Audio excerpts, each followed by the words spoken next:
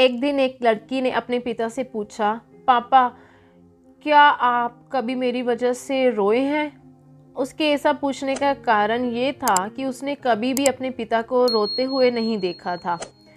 इस सवाल के जवाब में पिता ने कहा, हाँ, एक बार ऐसा हुआ था जब तुम्हारी वजह से मैं रोया था।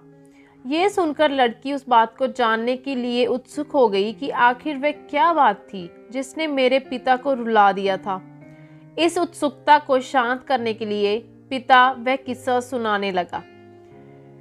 बात उस समय की है जब तुम 7 माह की थी। एक दिन मैंने तुम्हारे सामने 3 चीजें रखी, एक पेन, एक सिक्का और एक खिलौना। मैं ये जानना चाहता था कि तुम उन चीजों में से क्या उठाओगी।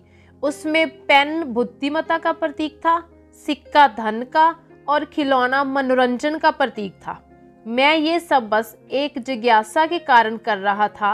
मेरे लिए ये जानना बहुत रोचक था कि मेरी बेटी के लिए आगे जाकर क्या सबसे अधिक मायने रखेगा।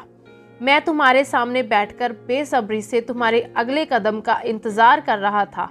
मैंने देखा कि कुछ देर बाद बैठकर तुम उन चीज़ों को देखती रही, फिर घुटनों के बल पर चलते हुए उनकी ओर बढ़ी।